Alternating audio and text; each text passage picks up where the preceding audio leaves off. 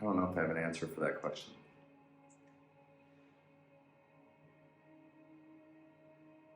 There's nothing I hate about coaching. There's nothing I hate about coaching. You're in America, how did the interviews work? Yeah. How did the whole thing come about? It would say that it's just dumb luck and timing on my perspective. You know, I knew I wanted to coach. I knew that I was retiring after Worlds.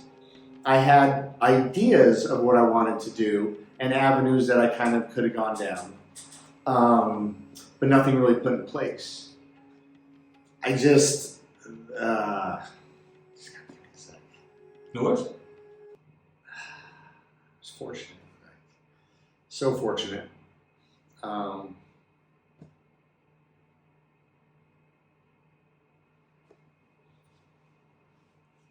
Yeah, just,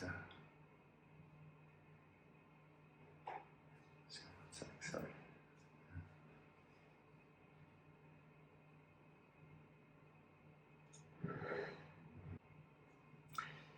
I'm just quite emotional. The process was something that was celestial in a way, something that's unexplainable, because I'm so fortunate that I had an opportunity arise at the time that it did, following everything that I was doing, knowing full well that I was already kind of struggling, not having something put in place, concrete. And then GB, I had some of the players reaching out to me, showing me the application, because I didn't know. I had no idea that they were hiring. That was a huge encouragement for me. And then, I put the application in. I had my wife help me with my CV and everything that I needed to do. She's brilliant. So we did that, and then I had a nice call with, Barry and Tez and Jem. First time I got to meet most of those guys, and the interview was easy because it was just rugby, and I got to treat it just like rugby. So I felt like I nailed that. And then shortly after, not even a week, I got the nice call and email with Barry explaining to me that, they wanted to move forward, with me and, being with the team. And it's undescribable how fortunate and lucky I am to be given the opportunity. So, who is Adam Scaturro for the GB fans out there who don't know you? Who is Adam Scaturro? Yes. He is he's a boy that's been raised in the mountains, in high altitude, growing up, American football fan, very sports oriented, and just someone who not only was passionate as a player, but plans to be passionate as a coach. Originally, I was born in Flagstaff, Arizona. Right about the age of 2, my family moved into Denver, Colorado, in the outskirts called Lakewood. Lived in Lakewood my entire life. I live there now. Went to, all the little Lakewood schools from elementary, feeding in through high school. After high school, had the opportunity to go to Colorado State University for a while, and then continued my education at Red Rocks Community College after my injury and everything. What did you study? So I was studying actually in history to become a teacher, just because I had a passion for wanting to help people learn and understand things. And, with the discovery of wheelchair rugby and everything, I found that I really wanted to be able to teach in sports. And that allowed me to, over time, become head coach for youth football. So, over time that allowed me to become a head coach for youth football. And through that process, I learned that I kind of had a great skill of just teaching sports. And it's really filtered into a passion of mine, and it's become something that I just really want to be and do for as long as I can. Was it always the aspiration to move into coaching? I think so. I think there was a part of me, maybe not initially. I was really engaged on being an athlete and becoming somebody on USA who could play in a gold medal match and have that kind of success. But throughout that period, I had a child, and with him, I discovered that, I wanted to be able to coach him and do stuff as a father, and that's where I kind of felt like I had a gift at that moment, and then it kind of really became a passion of wanting to, yes, I'm going to do this post-retirement. So, What are the frustrations for moving from player to coach?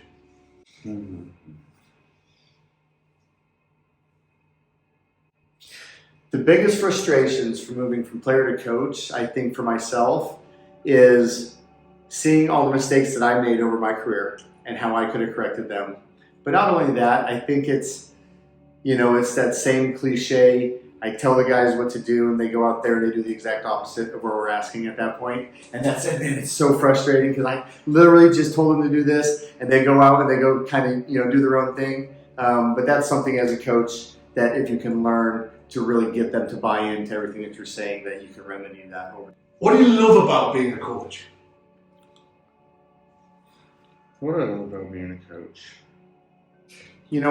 Some things I really love about being a coach are inspiring people to get outside of their comfort zone and start taking risks. Not so much an uncalculated risk, but a risk of something that they really want. Because a lot of people, as they grow up, they have dreams and aspirations, and they kind of lose those moments where they can excel and become something that they've always wanted to be. And as a coach, you can really bring that out of a player, and it's something that is just so satisfying to see somebody who wants it, but isn't quite getting that success. But if you can just kind of let them know that it's still there and within their grasp, just take a couple risks, and maybe you'll get it. And then when they actually accomplish it, it's the most rewarding feeling in the world. I'll be honest with you, in terms of like how the new coaching styles have changed a little bit in terms of, communicating with their players and understanding their personalities. I don't change anything to who I'm talking to. I feel that I've done a good enough job to explain what they need to do, for them to go out and do it. And if not, I'm open enough for them to ask me the question that they need in order to be successful at that moment. So I really don't treat them any different. I would treat them all equally. I'm still based out of the U.S. I'm literally, a lot of my time in the U.S., I am working for this team. And it's hard because I do want to be here and be more engaged. Fortunately, I have the schedule and the leniency because of my wife and everything she does to, keep everything afloat back in the States. For me to get out here and be involved and really be a big part of what we're trying to do. And it's just, it's not easy. There was no blueprint for me to really look at, to figure out the good routines and stuff, but I'm getting there. And so you come over here for the camps, yeah, and then working remotely from America. I mean, that's amazing, isn't it? Yeah, and it's wonderful because I'm only, one click away from being able to speak with any player, any coach, any administrator that I need to, get clarity on anything, share any video I see, any ideas that come at that time. It's as if I'm right there. So, yeah, it's amazing. And that is amazing. And I didn't realize, I think people were quite know the fact that you're sort of commuting. Yeah, it really is. Yeah. And I keep telling people, I'm not quite living in the United States time. I'm not quite living in the UK time. Somewhere over the Atlantic, probably Greenland, somewhere in that area, But it's been a process, and understanding the routine and adapting so I can give them my best when I'm here with all the back and forth. I'm still learning, but over time I know we'll get this in. What's the culture like in the US wheelchair team? Oh, that's a good question. How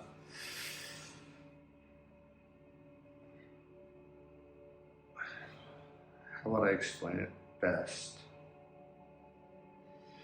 Being part of USA for so long and the culture that we had, more or less over the last 10 years, I would say, is just an unbreakable bond with each other. These are guys that I consider my best friends and some people that I love more than anybody else. Even now, after retirement, even working with GBWR,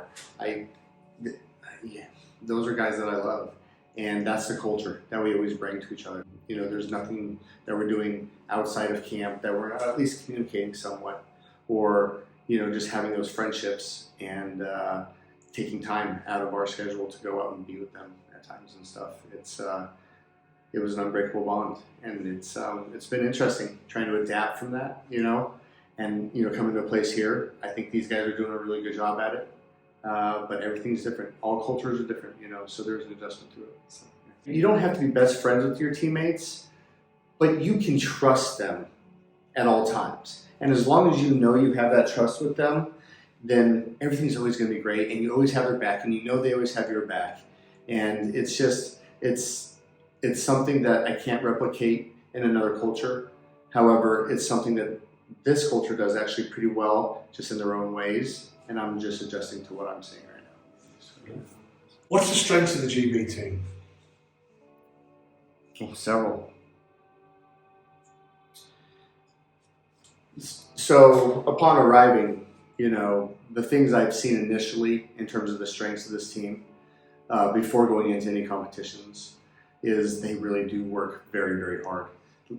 Very, very disciplined as well. I had no idea how hard they would work even just to prepare themselves to start playing games or scrimmaging and doing stuff. I find that very impressive, very, very impressive. Obviously, we have some very, very good players who have experience. We have a lot of guys, with the experience in gold medal matches, and because of that, they have so much knowledge in how to be successful in those times, and that's just a very unique thing to have. And not only that, we have so much great support from, the government and everything that they're doing for us to keep us afloat and still be contenders for gold medals. It's really neat to see, and it's a great program. It's kind of a loaded question.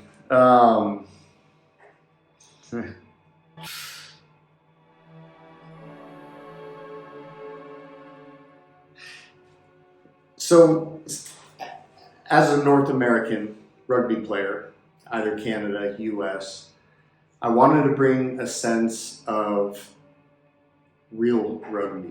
And I know that sounds like maybe a little arrogant or egotistical, but it was founded in North America. And due to that, we've really developed the sport a lot to where the other nations are looking in, trying to figure out what we're doing. And we already have that culture built and that foundation set. So because of that, I feel that needs to be shared with the world and kind of given out there. And that's something that I feel GBWR is ready to accept. The players are, the coaches are, and the staff are. And so that's really what I think is going to be the most important. I was really impressed with how the communication, is that something that you've been working on with the team? It is. And it's just bringing energy to the court and energy to everything they're doing. They become comfortable and complacent. And as do all humans, right? But you just need somebody to kind of bring that energy out and start lifting them up, and it's contagious at that point.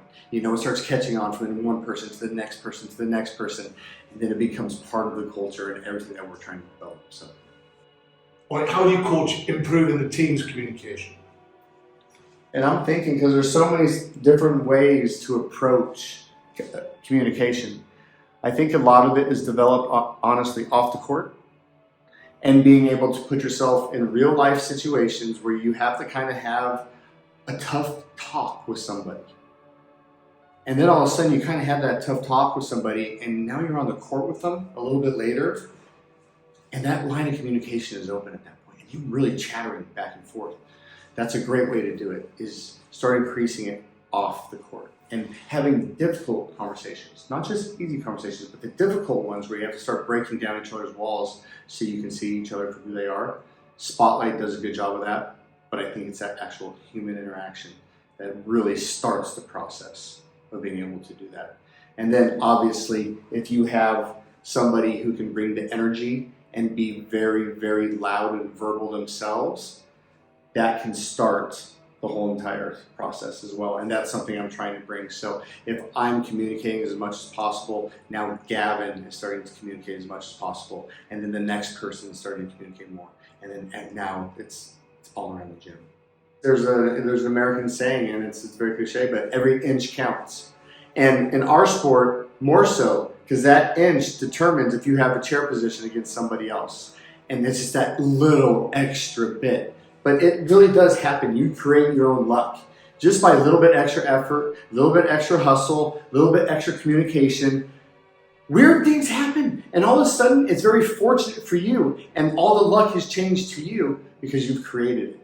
Is what it does. It creates attitude and it steals momentum, because momentum just shifts instantly. When you see your teammate busting their butts, getting back, and then all of a sudden that thing happens that we need right there, we've stolen the whole entire game at that point, and we pour it on.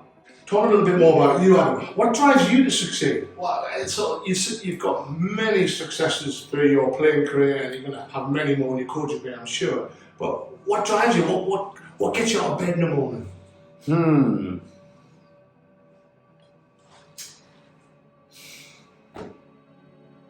I want to win. I want us to win. I know we can win. I get up because I love doing this. I love being with the guys. I love coaching. That's why I get up. I strive for excellence because that's what's been developed in me through my coaches in the past and my teammates in the past.